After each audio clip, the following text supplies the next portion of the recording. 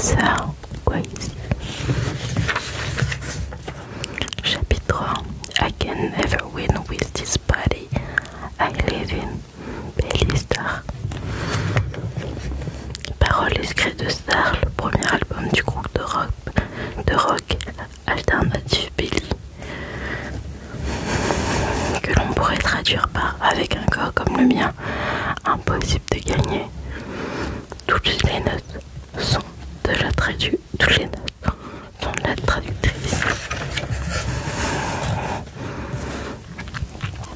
Comme un bébé phoque, je suis toute blanche, mes avant-bras recouverts d'épais bandages aussi lourds que des clubs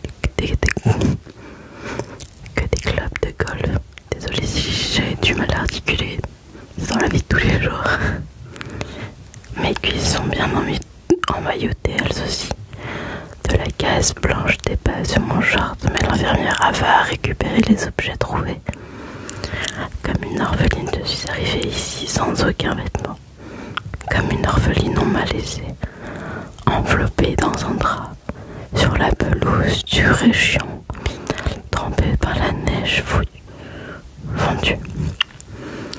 Le drap à moitié fleuri était imbibé de sang. L'agent de sécurité qui m'a trouvé empestait la clope, des menthols et l'odeur fade de machine à café.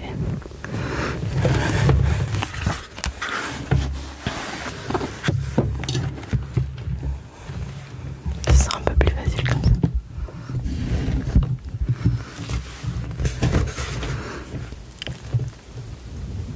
Une touffe de poils frisés pareil à une épaisse forêt épineuse dépassait ses narines. En me voyant, il s'est exclamé « Sainte Mère de Dieu, que t'est-il arrivé ?» Ma mère n'est pas venue me chercher, mais je me souviens des étoiles cette nuit-là. Le ciel paraissait une salière sur un tissu très noir. Cette beauté purement accidentelle était importante pour moi. C'était peut-être la dernière chose que je verrais avant de mourir, dans l'herbe froide et mouillée.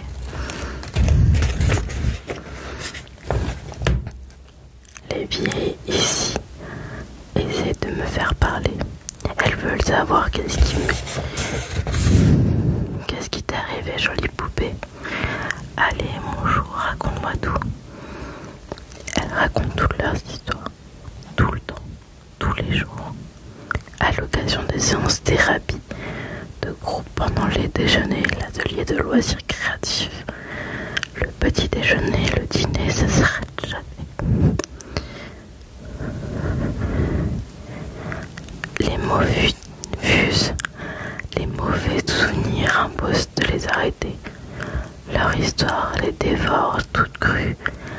Elles sont incapables de se taire. Moi non plus. Moi je ne parle pas. Mon cœur est trop plein. Je partage ma chambre avec Louisia. Louisia est plus vieille que moi. Et ses cheveux d'un roux l'envoyaient en défaire le long de son dos. On dirait un océan déchaîné. Si. Ils sont si épais qu'elle ne peut ni les dresser ni les rassembler en un chignon ou même en une queue de cheval. Ils sentent la fraise. Et elles sont meilleures que toutes les filles que j'ai connues. Je pourrais passer mon temps à la sentir. Le soir de mon arrivée, quand elle a retiré son chemisier pour se coucher, juste avant que cette masse de cheveux fous retombe et cache son corps, telle une véritable armure. J'ai tout vu, et j'ai retenu mon souffle. Elle m'a alors dit « N'aie pas peur, mon petit loup. » Je n'avais pas peur. C'est juste que je n'avais encore jamais vu une fille dont la peau ressemblait à la mienne.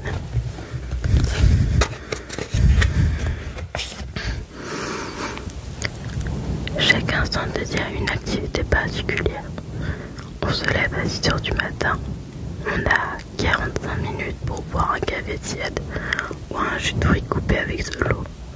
On passe les 30 minutes suivantes à attendre tenter d'étaler du fromage à tartiner sur les bagels, aussi dur que du carton, ou à engouffrer des morceaux d'omelette jaune pâle, ou encore à avaler des céréales toutes ramollies.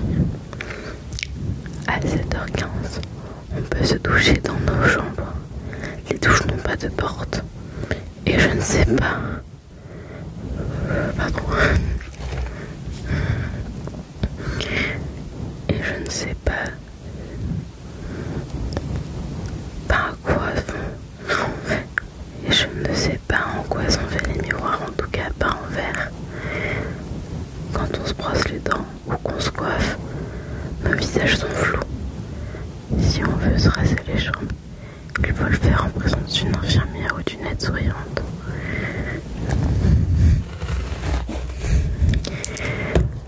Et comme aucune de nous n'accepte de telles conditions, nos jambes sont aussi poilues que celles des garçons.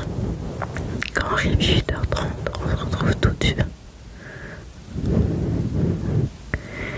Pour la thérapie de groupe, c'est là que les histoires, les larmes fusent et que certaines des figures les féministes. Moi, je fais seulement de la présence. Je reste assis, c'est tout. Et tous les jours, cette horrible vie plus vieille que nous, c'est tout. Blue, avec ses dents pourries, dit Monsieur la taiseuse. Tu es d'accord pour parler aujourd'hui? J'aimerais bien entendre sous la taiseuse aujourd'hui. Patrick Casper lui dit de la fermer. Casper nous dit de respirer, d'imiter un accordéon en ouvrant grand, très grand nos bras, avant de refermer en poussant, et puis recommencer. Vous ne vous sentez pas déjà mieux, rien qu'en respirant, demande-t-elle. Après la séance, c'est l'heure de la distribution des médicaments, puis le déjeuner, de l'atelier de loisirs et celle de la séance de thérapie individuelle. Ça, c'est quand t'es assise avec ton médecin et que tu pleures encore plus. À 17h, le dîner. Encore de la bouffe tiède. Et Blue, encore elle. Tu aimes les macaronis au fromage sous la taiseuse. Quand est-ce que tu enlèves ton pansement sous? Ensuite, temps libre. Et après le temps libre, c'est l'heure des appels téléphoniques et des pleurs. Encore des pleurs. À 21h, on va se coucher. Les filles s'énervent. Elles se plaignent que cet emploi du temps, de la nourriture, de la thérapie de groupe, des médicaments, de tout. Mais moi je m'en fous. J'ai de la nourriture, un lit, il fait chaud. Je suis pas là. Je suis en sécurité. Je ne m'appelle pas Sou.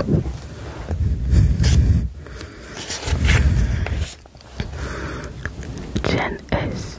est une brodeuse de cicatrices en forme de petits brindilles, coupe longue de ses bras et de ses jambes. Elle porte un short de sport en tissu synthétique et elle est plus grande que tout le monde ici.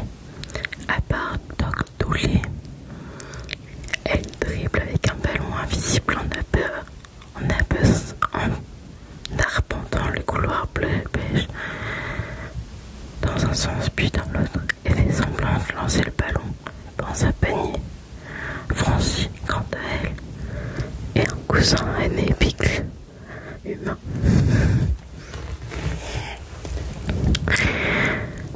Elle se troue la peau avec des aiguilles à tricoter, des bouts de bois, des épingles, tout ce qu'elle peut trouver.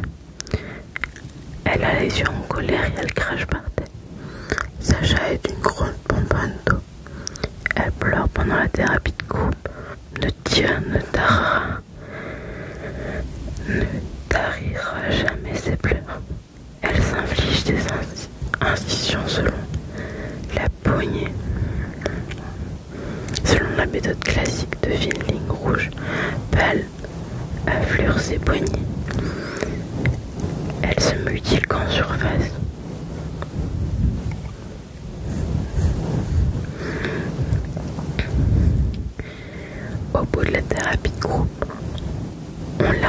entendu parler d'une corde de coussin d'un sous-sol, mais j'ai préféré rester sourde à tout ça.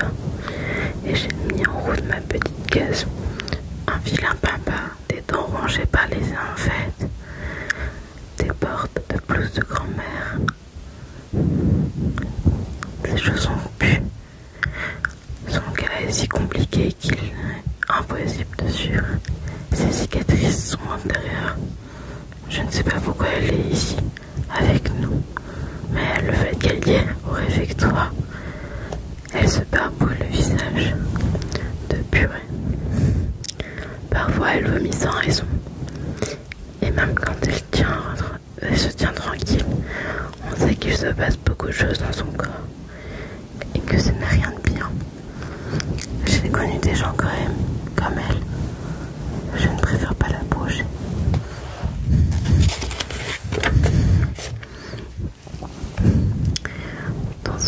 Dans ce putain de lieu, j'étouffe parfois. C'est comme si j'avais du sable dans mes poumons. Je comprends pas ce qui se passe. Je suis restée dehors et j'ai eu trop froid longtemps. Et j'ai eu froid trop longtemps. Je ne comprends pas que les draps en soient. Je comprends pas l'odeur sucrée au-dessus du lit. La nourriture posée devant moi au réfectoire, chaude, magique. Et je commence à paniquer, trembler, suffoquer. Je suis réfugiée dans un coin de la chambre. Louisa s'approche de moi, vraiment tout près.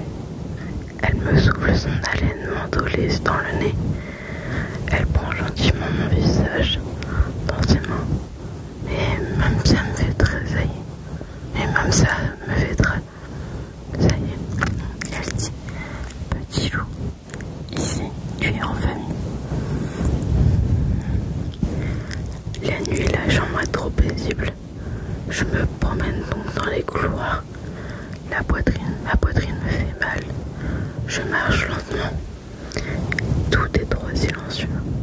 Je fais courir mes doigts le long des murs pendant des heures. Je sais qu'ils pensent à ma bouillie de somnifère quand les blessures auront cicatrisé et que j'aurai arrêté les antibiotiques. Mais je ne veux pas. J'ai besoin de rester éveillée. Il faut que je dors. Il ne faut pas que je dorme. Il peut être partout. Il peut être ici. Il peut être ici.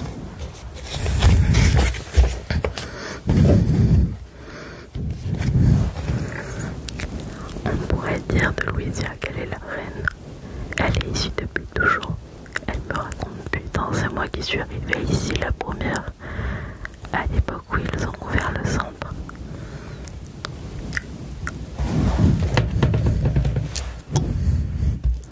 Elle passe son temps à écrire dans son cahier, noir et blanc. Elle vient jamais aux séances de thérapie de groupe.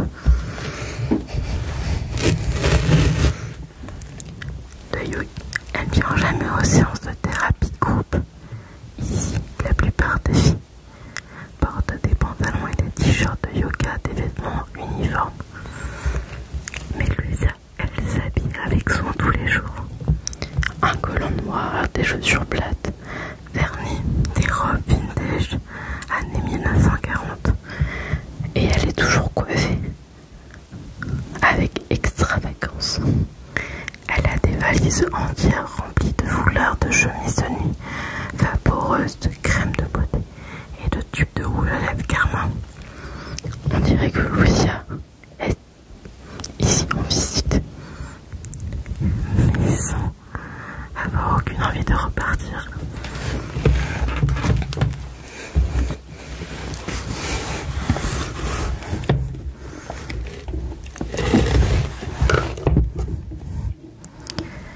Elle me raconte qu'elle chante dans un groupe, mais je suis trop nerveuse, dit-elle doucement. C'est ça mon problème, c'est ce qui m'empêche de réussir. Louisa a des brûlures concentriques autour du nombril. Elle a des marques enchevêtrées, telles des racines à l'intérieur des bras. Ses jambes sont couvertes de brûlures et de ses entailles sont précises, nettes, bien dessinées. Son dos est couvert de tatouages.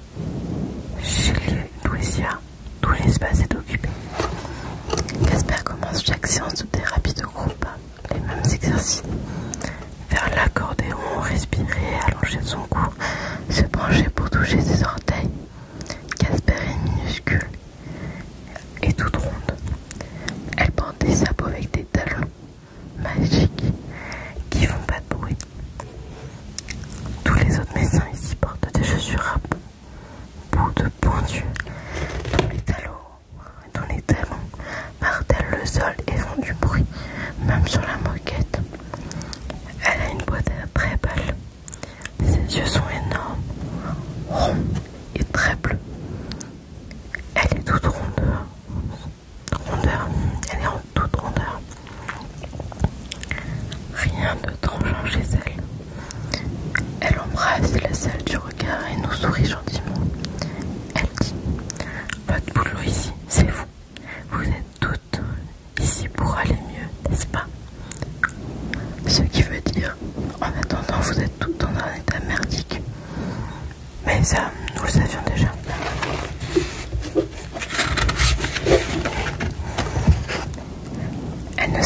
Elle ne s'appelle pas vraiment Casper. On l'appelle comme ça à cause de ses gros yeux bleus et parce qu'elle ne fait jamais de bruit. Certains matins, sans que je l'entende tel un fantôme, elle apparaît à mon chevet pour une consultation rapide, glissant ses doigts chauds d'1 centimètre à peine sous le bord de mes pansements pour prendre mon pouls. Quand elle baisse la tête vers moi allongée dans mon lit, on voit son double menton. C'est adorable.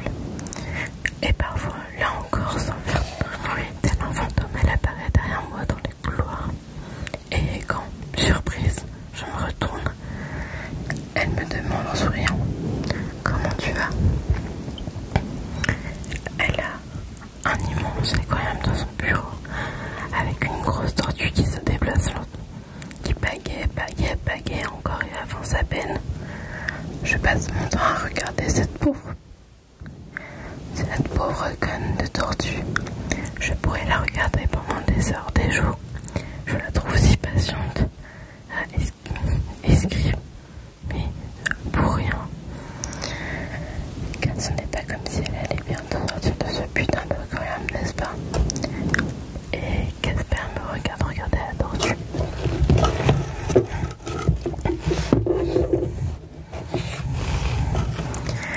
Casper sent bon. Elle est toujours propre, ses vêtements froutants doucement. Elle n'élève jamais la voix. Quand Sacha sanglote tellement fort qu'elle suffoque, Casper lui frotte le dos. Et quand quelqu'un de méchant s'échappe, elle fait barrière de ses bras comme un gardien de but pour protéger Linda et Cathy qu'elle a. Je l'ai même vue dans la chambre de Blue un jour où Blue avait reçu un gros carton de livres qu'il lui avait envoyé sa mère. Elle feuilletait les livres en souriant à Blue. Un sourire qui a fait fondre Blue. Un peu, juste un peu. Je l'ai vu. Casper pourrait être la mère de l'une d'entre nous. Elle devrait être ma mère.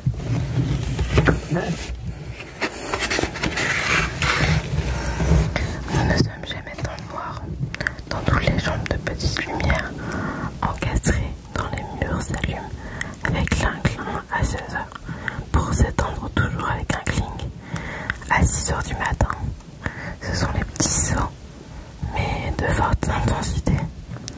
Lucia n'aime pas la lumière.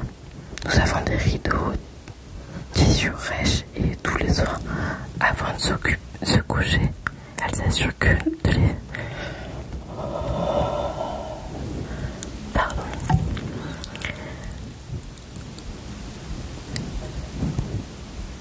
Elle s'assure de les fermer hermétiquement pour occulter les grès de lumière jaunes qui filtrent depuis l'immeuble du bureau d'à côté. Et puis, pour faire bonne mesure, elle remonte le drap par-dessus sa tête. Ce soir-là, depuis qu'elle est endormie, je repousse mes draps et écarte les pans du rideau. Peut-être que je cherche des cristaux de sel dans le ciel. Je sais pas.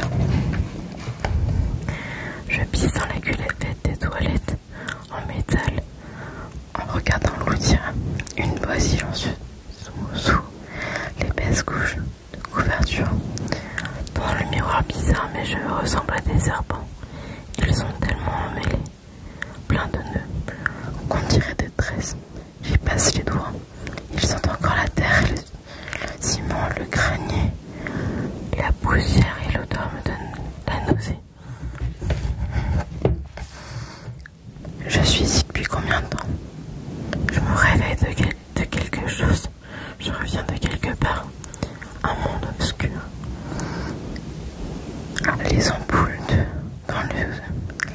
Les ampoules dans le couloir ressemblent à des rivières scintillantes. Je jette un coup d'œil dans les autres chambres à mesure que j'avance. Seul Blue est réveillée pour pouvoir lire. Elle tient son livre à la hauteur du spot qui fait cling. Pas de porte, pas de lampe, pas de verre, pas de rasoir. Rien que de la nourriture molle qu'on peut manger à la petite cuillère et du café à peine chaud. Ici, impossible de se blesser. Posté devant le bureau de l'infirmière, j'attends en tapotant du bout des doigts le comptoir et j'ai l'impression que tout bouge à l'intérieur de moi, que rien n'est bien fixé.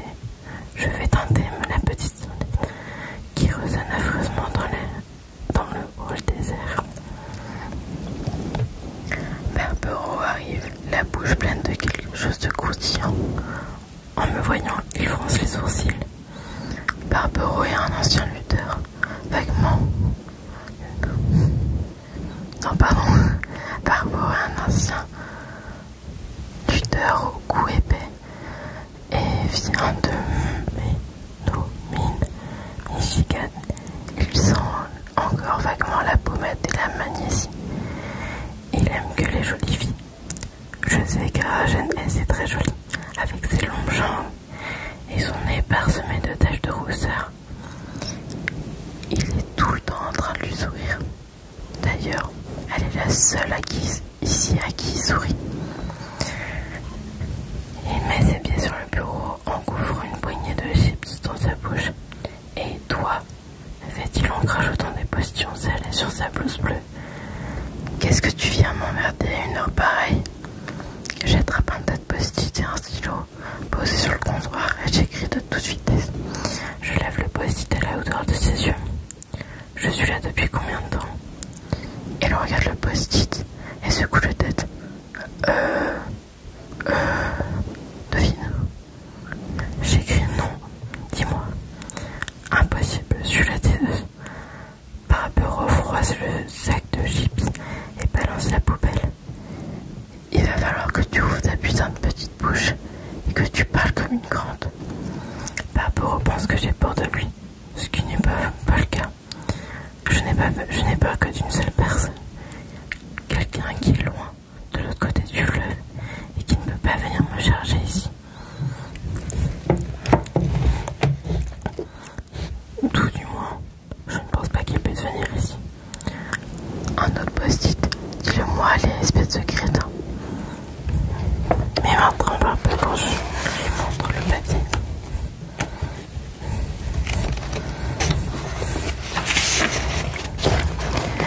Barbero éclate de rire.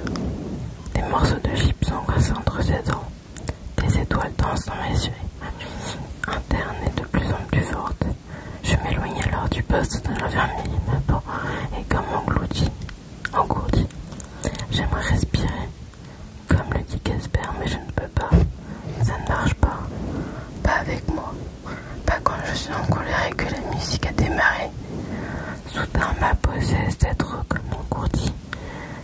Elle me démange vraiment. Alors je tourne en rond en cherchant quelque chose. Ça dure un bon moment et quand finalement je trouve et fait demi-tour, Barbero ne rigole plus. Il est du genre « oh merde » et fait profil bas. La chaise en plastique rebondit contre le comptoir du poste d'infirmier. La boîte avec des stylos sur lesquels sont collés des fleurs en plastique tombe par terre. Les stylos s'éparpillent sur la moquette beige. Cette moquette beige qui n'en finit pas, qu'on retrouve partout. Je me mets à donner des coups, ce qui fait mal car je suis pieds nus. Mais la douleur est agréable et je continue. Barbero est debout maintenant, mais j'attrape de nouveau la chaise et il lève les mains comme un signe de réduction. Calme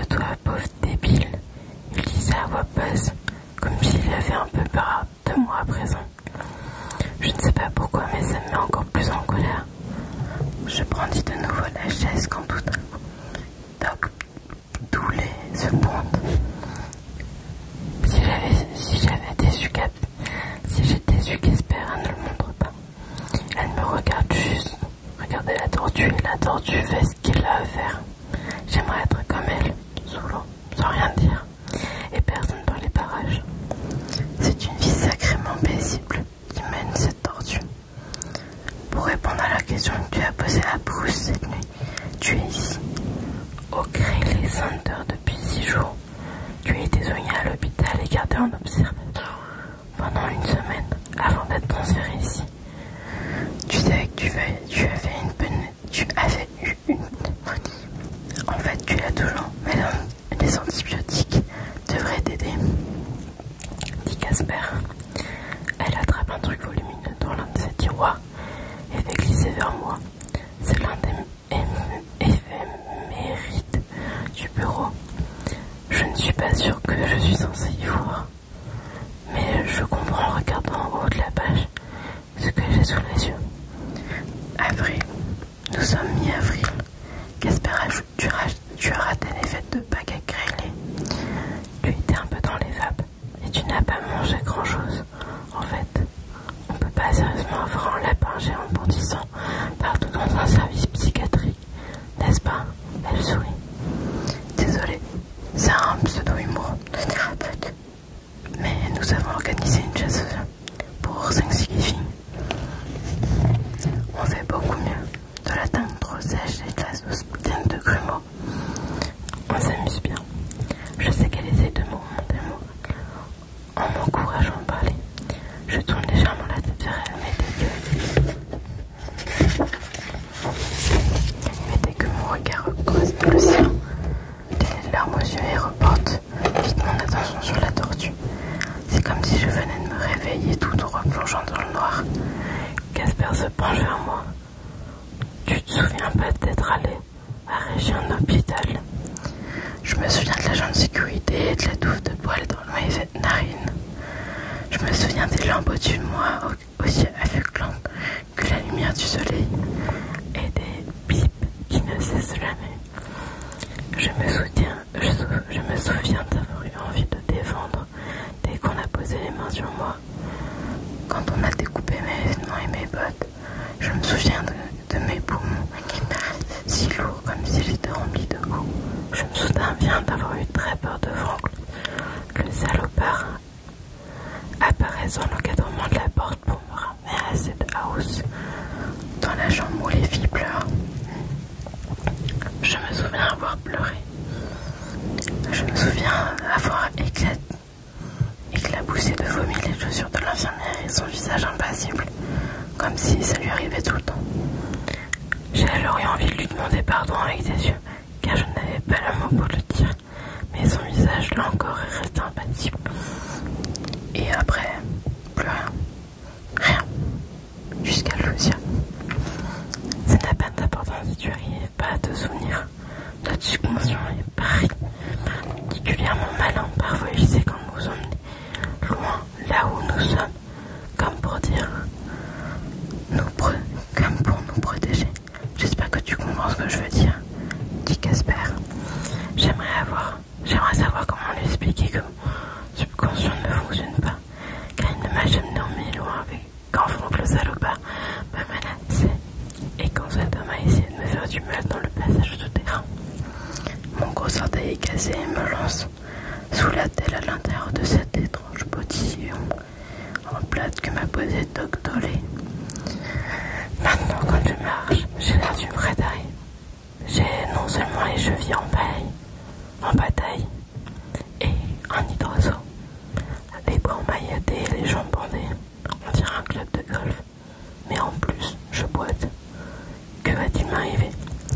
Je pense que tu as besoin d'avoir un projet, dit Casper.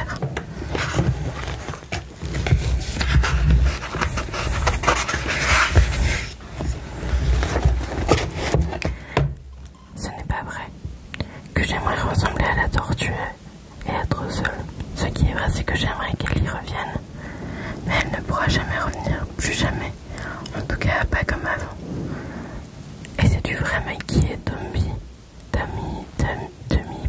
Boy me manque. Même Evan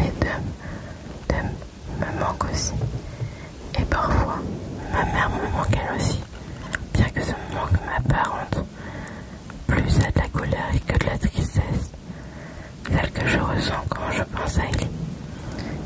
Mais même ça, en fait, ce n'est pas vrai. Quand je dis tristesse, je pense plutôt au trou noir à l'intérieur de moi, rempli de clous, de cailloux, d'éclats de verre et de mots que je n'ai plus. Ellie, Ellie. Et s'il est vrai que mes vêtements viennent d'un carton, des objets trouvés, ce n'est pas entièrement vrai. Que je n'ai rien. En fait, j'ai bel et bien quelque chose. C'est juste qu'ils me l'ont pris. Je me suis rendu compte le jour où, pendant un film, le film à l'heure du temps libre, Doc Dolé est venu me chercher pour que j'aille au poste infirmier. Arrivé là, il a sorti un sac, mon sac, de dessous le bureau. Doc Dolé est un super grand et séduisant. On sait d'ailleurs qu'il sait qui il est, et c'est ce qui le rend séduisant. Grâce à ça, sa vie est plus facile. Il a donc tendance à être plutôt décontracté avec nous, qui sommes moches. Aussi, quand il a expliqué, deux garçons ont déposé ça, ça te dit quelque chose. J'ai d'abord été momentanément aveuglé par la blancheur des dents et fasciné par l'apparence veloutée de sa barbe naissante. J'ai attrapé mon sac et je suis tombé à genoux pour ouvrir la fermeture éclairée et fouiller à l'intérieur. C'était là. J'ai refermé mes mains dessus et soupiré de soulagement car Doc Dolé a dit « Calme-toi, nous l'avons vidé ». J'ai sorti ma boîte à popo, un kit de secours de l'armée que j'avais trouvé quand j'avais 14 ans et que je traînais avec Ellie dans le magasin d'occasion de Saint-Vincent de Paul sur la 7e rue Ouest. La boîte en métal était cabossée et la peinture de Croix-Rouge sur le couvercle est raflée. Avant, ma boîte à popo contenait tout. Ma pommade de la gaz, des éclats de verre provenant d'un bocal, dans une toute petite pochette en velours, mes cigarettes, mes allumettes.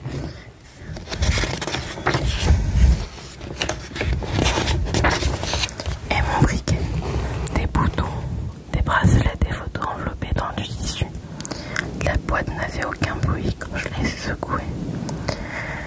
J'ai alors fouillé tout au fond de mon sac à dos, mais là c'était aussi vide. Pas de chaussettes ni de vêtements de rechange, pas de rouleau de papier toilette, pas de boîte de film, photos remplies de mon nez, gagné en faisant la manche, pas de sachet avec des cachetons, pas de couverture en laine relouée de serrée. Mon carnet de croquis avait disparu, de même que ma trousse avec mes crayons et des fusains. Disparu dans mon land caméra. Mon appareil photo a développement automatique. J'ai levé la tête vers Doc Dolé. Pourtant bien nous avons dû le vider. Il m'a tendu la main pour m'aider à me relever et même sa main était sexy, avec ses doigts fins et ses ongles polis. Je l'ai ignoré et je me suis remise debout toute seule. C'est rencontre-moi ma boîte à popo et mon sac. Il faut que tu me rendes la boîte et le sac. Nous devons les garder jusqu'à ce que tu puisses sortir d'ici. Il s'est penché pour attraper mon sac à dos et prendre des mains sur ma boîte à popo. Il les a rangés derrière le bureau. Mais tu peux garder ça. Doc Dolé a glissé le morceau de tissu dans mes mains. À l'intérieur, protégé par la douceur du coton, il y avait des photos de nous. Ellie et moi, Mikey et Bunny Boy. Tous parfaits, tous ensemble, avant que tout explose. Tandis que je retenais présent, je repartais présent les photos contre ma poitrine. Doc Dolé m'a lancé. Les garçons ils ont dit qu'ils étaient désolés. J'ai continué à marcher, mais à l'intérieur de moi, quelque chose était resté juste une seconde. Voilà, j'ai lu à peu près 32 pages. Je vais m'arrêter là pour ce soir. J'espère que ça t'a plu. N'hésite pas à me le dire dans les commentaires. Si ça t'a plu, je continuerai le livre. Je pourrais pas le faire en entier parce que il y a les droits d'auteur. Mais je peux faire quelques chapitres. Voilà. Gros bisous, gros bisous, gros bisous. N'hésite pas à t'abonner et à mettre un like. Bisous, bisous, bisous, bisous, bisous. À bientôt.